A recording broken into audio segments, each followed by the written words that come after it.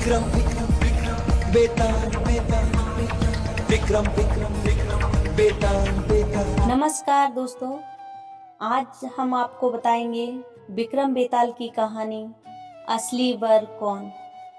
तो आइए सुनते हैं। कई बार बेताल को अपने साथ ले जाने की असफल कोशिश के बावजूद राजा विक्रमादित्य ने हार नहीं मानी थी।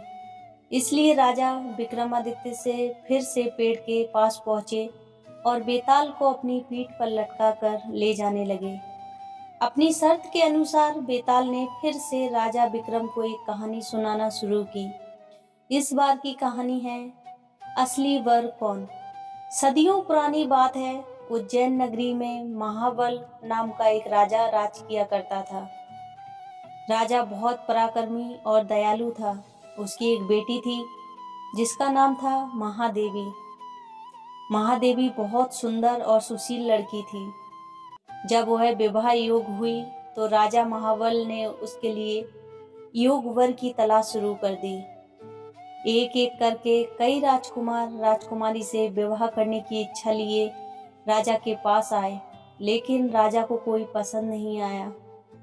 राजकुमारी से विवाह करने के लिए राजा ने एक ही शर्त रखी थी कि उसकी बेटी का होने वाला पति हर चीज में निपुण हो। इस तरह कई दिन बीत गए, लेकिन राजा को कोई अपनी बेटी के लिए योग्य वर नहीं मिला।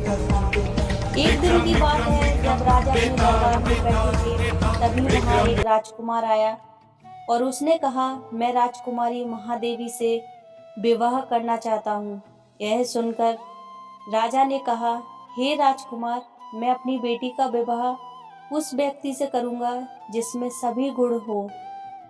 इस पर राजकुमार ने जवाब दिया, मेरे पास ऐसा रथ है जिसमें बैठकर क्षण भर में कहीं भी पहुंच सकते हैं। यह सुनकर राजा ने कहा, ठीक है, तुम कुछ दिन रुको, मैं राजकुमारी से पूछकर तुम्हें जवाब दूंगा। कुछ दिनों बाद एक और राजकुमार वहां पहुंचा। उसने राजा ने कहा, मैं त्रिकालदर्शी हूँ, भूत वर्तमान और भविष्य तीनों देख सकता हूँ। मैं चाहता हूँ कि राजकुमारी का विवाह मुझसे हो। राजा ने उसे भी इंतजार करने को कहा। कुछ दिनों के बाद राजा महाबल के पास एक और राजकुमार उनकी बेटी का हाथ मांगने आया। राजा ने उससे पूछा कि तुम में ऐसा क्या गुण है जो मैं अपनी पुत्री का विवाह तुम्हारे साथ करूं। राजकुमार ने कहा, राजन, मैं धनु विद्या में निपुण हूँ। मेरे जैसा धनुधारी दूर दूर तक कोई नहीं है। राजा ने उससे कहा, बहुत खूब राजकुमार, आप कुछ दिन प्रतीक्षा करें, मैं अपनी बेटी से बात करके आपको जवाब दूंगा। अब राजा असमंजस में पड़ गया कि तीनों ही राजकुमार गुणवान हैं, लेकिन वह तीनों से तो राजकुमारी की शादी नहीं कर सकता। तो अब सवाल यह था कि राजकुमारी का विवाह किससे होना चाहिए। वहीं दूसरी ओर एक भयानक राक्षस राजकुमारी महादेवी पर नजर लगाए बैठा था और एक दिन मौका मिलते ही वह राजकुमारी को उठाकर ले गया। यह खबर जैसे ही महल में फैली तो राजा रानी और तीनों राजकुमार एक जगह इकट्ठा हो गए। त्रिकालदर्शी राजकुमार ने बताया कि वह राक्षस राजकुमारी को विंध्याचल पर्वत पर ले गया। इस पर पहले राजकुमार ने कहा, मैं अपना रथ लेकर आता हूँ, हम सब उस पर बैठकर विंध्याचल चल सकते हैं। तीसरे राजकुमार ने अपना तीर कमान निकाला और कहा, मैं उस राक्षस को मार गिराऊंगा। इसके बाद तीनों राजकुमार रथ पर बैठकर विंध्याचल पर्वत की ओर चल पड़े। उन्हें जैसे ही वहां राक्षस दिखा तो धनुधारी राजकुमार ने कुशलता से उसका वध कर दिया और वो राजकुमारी को बचाकर फिर से महल ले आए।